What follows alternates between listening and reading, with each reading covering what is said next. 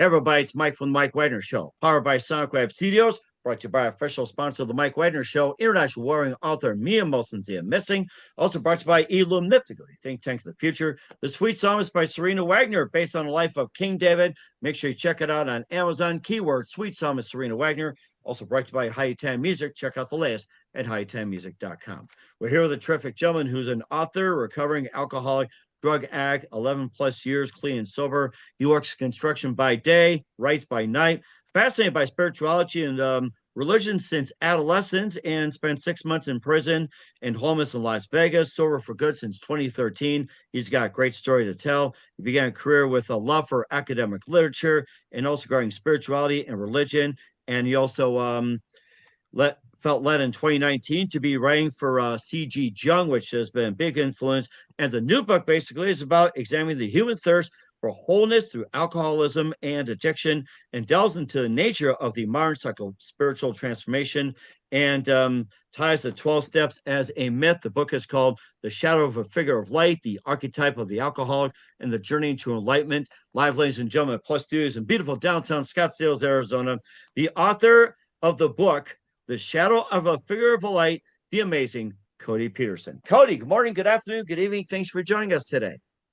Hey, thanks for having me. I appreciate it. It's good to be here. What's great to have you on, Cody. You're an author and a recovering alcoholic, drug addict, 11 years clean and sober. You work by day in construction. You work as a writer at night. You've been fascinated by spirituality and religion since adolescence. Spent 6 months in prison, homeless in Las Vegas, and you sobered up for good in 2013. Began a career with love for academic literature. You also began in writing back in 2019, and you have a new book examining the human thirst for wholeness through alcoholism and addiction, and the 12 steps. We'll talk about that in ways which are surprising in the book called The Shadow of a Figure of Light, the Archetype of the Alcoholic, and the Journey to Enlightenment. And before getting all that, Cody, tell us how I first got started. So like you read there, I've been fascinated by spirituality since I was a teenager. But I've also struggled, with addiction myself. And it's interesting. I think that most people actually could relate to that. We all seem to be addicted to something, even if it's just chocolate cake or whatever it is, right? I'm guilty of it, and I'm addicted to Coke, coffee, and caffeine. I'm guilty too. Yeah, I'm still addicted to caffeine. But yeah, so my journey has been one that has taken me kind of up and down. The book is well, it's not really a description of my story per se, but it's really sort of a description of what it means to go on this sort of vision quest, right? Of in modern times, like what it is that we're seeking through addiction or through alcoholism or whatever it is, right? What kind of that really underneath that is a desire for spiritual connection. So a desire for deeper meaning in life, I guess. Spirituality could be really anything, but really it's a longing for a deeper connection to life and a more meaningful existence. That is rather interesting. You said that, and tie further. How does alcoholism and addiction relate to all that? Is it like a conduit to connecting? Is it like a hint to connect, or is it more like a hindrance to connecting? No, that's a great question, and I think C.G. Jung, Carl Jung, the great Swiss psychiatrist from the 20th century. He had an interesting take on that. So at one point, a billionaire had sought out Carl Jung for his advice and help in overcoming his own alcoholism. And Jung told him, and this was in 1926, Jung told him that he would need a vital spiritual experience, and that his longing to sort of his craving for alcohol rather was the equivalent on a low level of the spiritual thirst of our being for wholeness or for union with God. And so really, I think what we're all seeking, when we tend to maybe get carried away in those addictive patterns, whatever it is really we're trying to find something, maybe some peace, right? Some sort of some just to even maybe just even just to relax, right? The world can be a daunting place. It's overwhelming. We're continually bombarded with stress and you know just everything else. And so we're trying to kind of escape, right? And in those escapes, I think we're looking for a deeper connection. And you're saying about with the various addictions, being low level and everything like that. It's where it's low level, everything else, and being hinders and all that. What are some of the other addictions and some of the other things that can cause having like a low level for achieving wholeness, as you mentioned? Sure. I mean, there's a lot of them. Like for me, I can spend 2 or 3 hours on TikTok without even noticing, right? There's actually they'll have a little commercial that comes on that says, "Hey, you've been TikToking now for a while. Maybe are you, is it bedtime or whatever?" So, I mean, I think we can get addicted to work. I think that's a common one. Sex is certainly one. Just anything that we use to try to escape, right? That try to escape reality. So, Okay. All right. I think that makes sense as well too. And talk about being like in writing and having experiences and everything. Of all experiences they have, what was that one exact, precise, or light bulb moment that influenced you on what you're doing, or for the rest of your career? so I mean, the writing part has been a part of really. So let me put it this way: I've always wanted to write a book ever since I was, just starting college as a kid. And it's funny because I never really felt like um, I knew I could write a book, but I just didn't know what to write about, I guess. And so the light bulb moment came for me when I was reading Carl Jung, and I probably read 3 or 4 of his books in quick succession. And then one morning I was drinking my coffee and reading, and it just struck me that I needed to sit down and start writing because what I found was he was describing uh, I guess an experience that I myself have experienced as well, and that it's I and that it's an experience many people are trying to have, right? That maybe we don't know exactly where to go looking for it. And Jung really he takes and kind of holds a mirror up to ourselves, right? And that whatever it is that we're looking for, we're gonna find it inside. That it's not about finding something else from out here that we can kind of take and sort of shove into our lives that's gonna make us feel better, right? But it's that we need to take a journey within and really kind of try to figure out what it is that makes us tick as human beings. Okay. And he's the one that it sounds like to me that he's the one that came up with, look at yourself in the mirror. Well, I mean, I don't know that he came up with it per se, but it's certainly something that her kind of taught throughout his career. Another person who taught that was Bill Wilson, who the man who wrote the 12 Steps and who was the co-founder of Alcoholics Anonymous. He was another person who really had a pretty clear message that the troubles begin with us, and that they are our troubles of are of our own making. And once we start to kind of look at that and figure out that we can't blame the world for everything that's bad in our own lives, then we start to get somewhere. Carl Jung said that the best thing we can do for ourselves as well as for the world around us is to make our shadow conscious. And so a big thing of what I'm trying to do in this book is to help people get a handle on their shadow, to help people take the next step in their own development, and to really try to take some ownership for their lives, try to become whole people, right? Rather than just these sort of fractured beings that I think we've all sort of drifted into in this culture, right? Where we tend to ignore our dark selves. We tend to ignore the parts about us that we don't like. And so what I invite the reader to do is to really try to look within and try to take a really holistic approach and become far more self-accepting than perhaps they've considered before. And you also mentioned about the 12 steps as well too, and your take about it. And what are they from his perspective? We'll find out with Cody Peterson, the author of The Shadow of a Figure of Light. But first, listen to the Mike Wagner Show at the MikeWagnerShow.com. It's powered by Sonic Web Studios. Visit online at SonicWebStudios.com for all your needs. Look at a professional website without breaking your budget. Sonic Web Studios is the answer. Sonic Web Studios offers fast, affordable custom web designs that blow the competition away. Call today 1-800-303-3960. That's 1-800-303-3960 or email to support at sonicwebstudios.com. Mention the Mike Wagner Show, get 20% off your first project. Sonic Web Studio, take your image to the next level. Also, time to give an official shout out to our official sponsor of the Mike Wagner Show, international warring author Mia Molson-Zia. If you love fast-paced mysteries, you'll love Missing by Mia Molson-Zia, available on Amazon in paperback and ebook. Missing is fast-paced and intriguing with an unforgettable twist. Takes place in 4 countries, 2 strangers, 1 target, where truth is illusion and those who love you to first go missing. It's available on Amazon in paperback and ebook.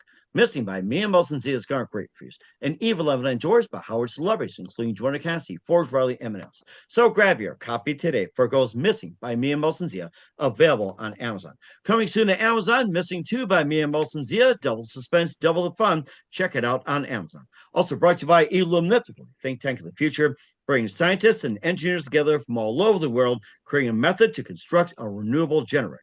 This unique product operates on a closed loop system, generating more energy internally than it needs to function. The extra electricity can be used to run everything from homes, power grids, phones, laptops. The power source is renewable, highly scalable, and most importantly, self-regenerate. Visit facebook.com/Illumnical. That's ELLUMENIPTICAL today. Also, Mike Wagner Show is brought to you by Sweet Psalmist by Serena Wagner, based on the life of King David, including 30 exquisite paintings and King David's Psalms. The Sweet Psalmist gives a new perspective on David through the Psalms he wrote and his time as a shepherd where it started and complicated your turbulent relationship with King Saul. It's a story of love, betrayal, repentance, hope, and more. Check it out, Sweet Psalmist by Serena Wagner on Amazon. Keywords, Sweet Psalmist, Serena Wagner. Also brought to you by High-Ten Music, featuring the latest Baby Come Back and new music coming soon. Check it out, high10music.com.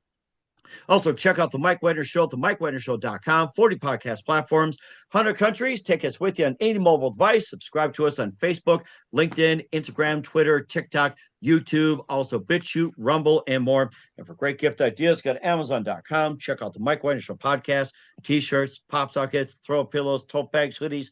Makes great gifts 24/7. Go to Amazon.com. Check out the Mike Wagner Show podcast. And for great gift ideas, go to Amazon.com/Mia Molson-Zia for great books, merchandise, and more. And make sure you support us on Anchor FM, PayPal, and the MikeWagnerShow.com. Do it today. We're here with the amazing author and recovering alcoholic drug addict, 11 years clean and sober. He's happy to talk about The Shadow of a Figure of Light. Cody Peterson here on the Mike Wagner Show. And before you get back to book as well, and you went through 12 steps and your take on it, tell us more about the 12 steps and your take on it as well. Sure. So, yeah, I mean, I'm not here to really promote the 12 steps or anything like that. They happen to be a system that worked for me. I do talk a lot about the 12 steps. Carl Jung had a tangential relationship to Bill Wilson. They both, I think it's safe to say they had some influence over one another. And so I do discuss the 12 steps, but I look at the 12 steps through a Jungian lens. And so a Jungian lens. What is that? Jungian lens. So that's the lens that sort of from depth psychology, which Carl Jung established. So that's the Jungian lens. So it's sort of to look at the steps through kind of that psychological lens, right? And doing that, what really kind of, I guess, becomes elucidated is that the steps are very similar to Carl Jung's process, and that they're both effective methods to help us to make the darkness conscious. Okay. All right. And I think that makes perfect sense as well, too. And basically, that you began your career for the love of it and homeless and everything else. And I think there's also a couple more as well, too, that with the book as well, too, that you also had some stories to share and everything else. Maybe a bit about that. Yeah, I mean, I have some stories to share.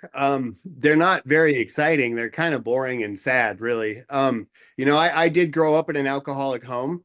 And not, with all the love to my parents, I think we all were struggling to get by. And I actually turned to drugs and alcohol as a way to feel something and to feel sort of connected myself, right? I'd say for a while that did work. It was a good experience until it wasn't, right. Eventually the drugs and alcohol turned on me. And like you said, I did end up homeless for a couple of years. I was in Las Vegas, Nevada, and I guess the lights came on when I realized, that the life I was living was no way to live, and that I needed to really try to do something different and find some help. And so I did that, and I turned towards, I turned towards the 12 steps to get that help. And I think the 12 steps are a great way for people to find help. Um, but again, they're not the only way. And luckily since then, life's been really good. I just published this book, which is fabulous, and I'm really happy about the book. I'm getting a lot of feedback worldwide, actually, from Nice. yeah, from some very respected authors and some people who I really admire and who I would never dream of meeting or having them read my stuff. And so that's been really nice. There's been a really great sort of reception, as far as that goes, from people, not really people in the 12 steps, but people just from all walks of life and from many countries around the world. So it seems to already be kind of making an impact and a splash, on the way people understand psychological transformation, and also the way people understand Carl Jung and his own journey and his own story. Mhm. And of course, there's some books out there that have been recommended by Alcoholics Anonymous. Some people brought them in and everything like that. And has that been brought to Alcoholics Anonymous, or would that be recommended? No, my book has nothing to do with Alcoholics Anonymous, and Alcoholics Anonymous doesn't have anything to do with it. They are two completely different things. Okay. I'm not a spokesperson for AA or any of the 12-step fellowships. This book is just my opinion. I just happen to talk a lot about the 12 steps, but they're, you know, it's not, there's no real overlap there in terms of organizationally or anything like that. Okay. All right. We just want to get that clear with that part and everything else. And what are some other transformations you experienced, or what are some other transformations people have experienced? William James was a great psychologist who lived in Boston around the turn of the 19th to the 20th century. And he wrote a lot about these transformations. He called them religious conversions. His book is called The Varieties of Religious Experience. He wrote a lot of, I mean, he studied religious experiences from all across the world, from all walks of life. Joseph Campbell's another one who looks at myth from every culture and every community around the world throughout the history of the world, and sort of brings them all together and defines what it is that makes them similar. And he called that process the hero's journey.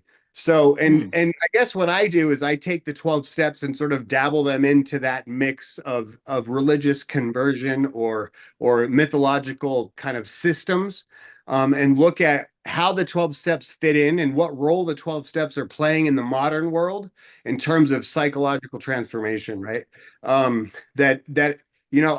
make the case in my book that it's really hard to it'd be really hard to to have a real serious discussion about spiritual conversions in the world today without taking the 12 steps into account, because they're so effective and they're such a large contingent worldwide. There's millions of people practice the 12 steps every day, and it's really proving to be quite the tool, I guess, for people who are looking for a deeper and more meaningful connection. Mhm. And besides the religious conversions, what are some of the other mythological experiences that people had experienced? Well, a lot of times, I mean, I think we all experience conversions even just as we go through life, right? There's these transition periods that we all experience. You know, the midlife crisis is a common one. Menopause is one that women have to experience and learn to understand. And these things all happen to us for a reason. And a lot of times, those old myths, those stories were meant to help us transition from one phase of life to the next. And in the world today, especially in Western culture, we don't really have any of those stories that we can listen to or use to help us make those fundamental transitions. And so what ends up happening is that we're sort of left to face the sort of the darkness and the just the experiences of these frightening experiences of life that we all go through. We have to face them kind of alone. We're all sort of isolated. Nobody's talking about these things really. Especially as men, I think we struggle with intimacy, we struggle with closeness, we struggle to talk about our own fears with each other. And so all of these things tend to pile up, right? And Jung said that the real problem in the world today is that we don't have a living myth. And so we sort of live in a culture of uninitiated people who have not been really we haven't really had anything to buy into. There's no story that we can tell ourselves to really create meaning. And so that ends up, feeding into this sort of whirlwind of Western society that we live in, right? Where, we don't know what's about to happen. We just all feel like something, horrible's on the horizon, right? Mhm. And tell us more about the living myth as well, too. It's like we had it way back then. It's like, what's the living myth now? How do people view as a living myth? And has that pretty much gone extinct? No, I think that's a great question, and I think the question as to whether or not it's gone extinct is a very valid one. I make the case in my book that the 12 steps, in a way, have become a new living myth. They sort of fulfill that role for millions of people, and that's why I think that it's worth looking at the steps in this light. There is a question as to whether a new myth will ever emerge, right? The it's safe to say that those stories are still embedded in our unconscious psyche, and that they tend to kind of erupt, and we end up living out these sort of myths or these fairy tales or whatever it is without really knowing it. And so um and so the question is, what do we do with those energies? And the myth is meant to be a container for it. And so what I find is that the people who do use the 12 steps as sort of a spiritual practice, they've found a way to live in the world quite well adjusted, considering where most of them came from. And so I think it's safe to say that the steps are sort of a living myth in today's society, in today's culture.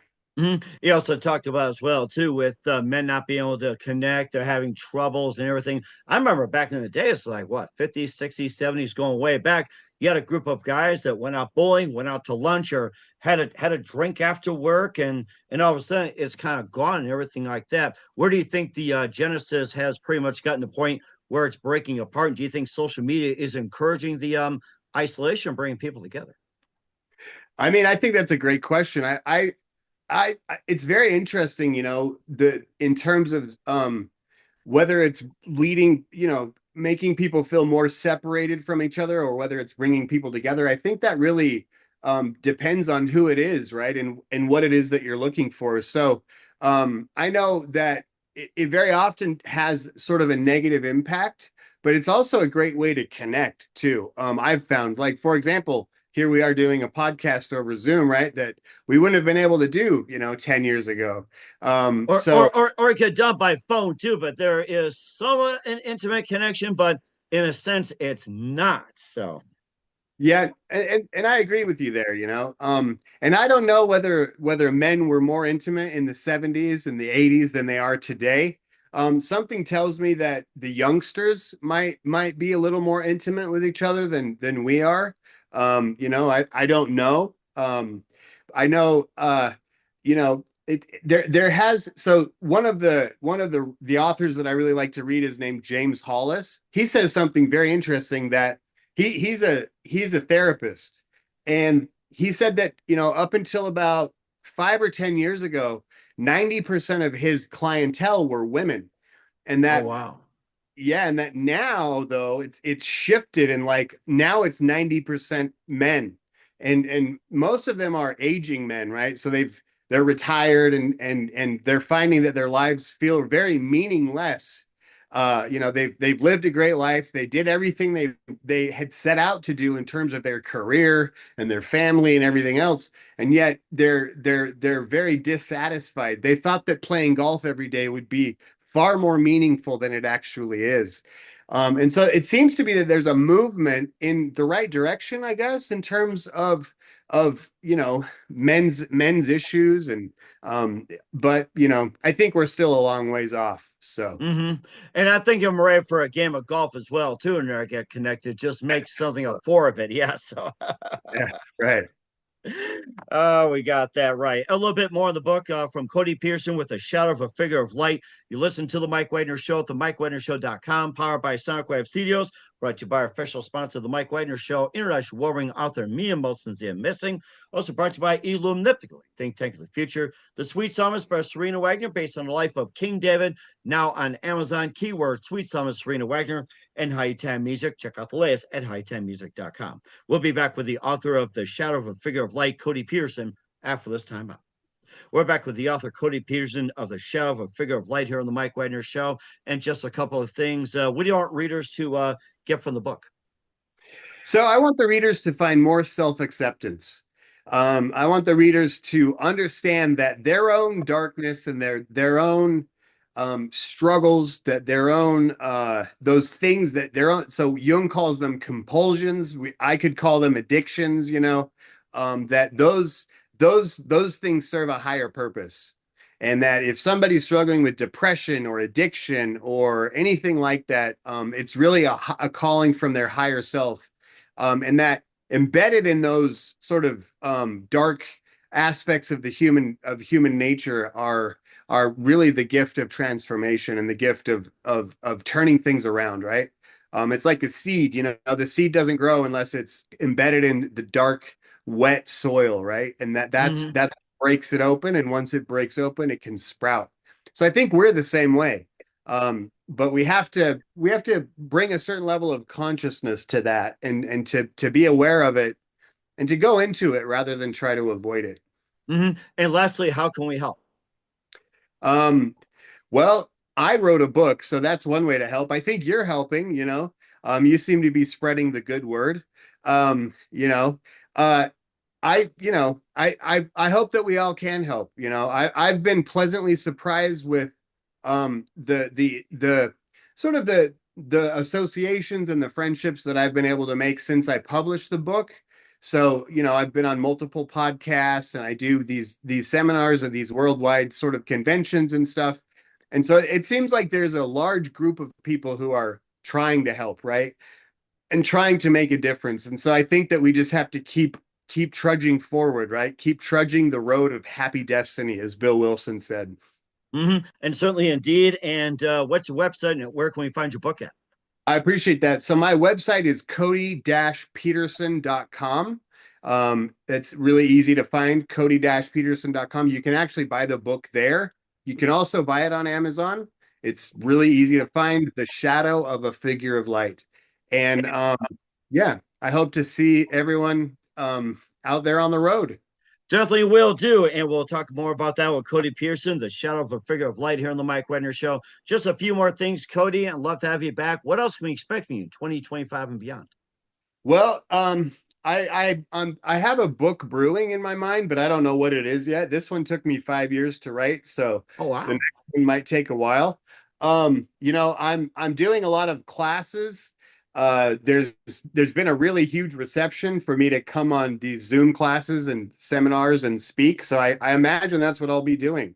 So my wife's frustrated because it took me 5 years to write the book, and she thought that when it was published it'd be over. But now I spend hours and hours kind of trying to prepare for these classes. So I guess that's what it is. A man's work is never done. And for all you men out there struggling, a man's work is never done. You can't just sit back, watch Netflix, or go play golf. A man's work is never done. Believe me. Right. That is right. You got that right. And who do you consider biggest influence in a career? Well, it's certainly at this point, it's got to be Carl Jung for me. He is my hero, which wasn't always the case, but I just am fascinated by his perspective on life and really Mhm.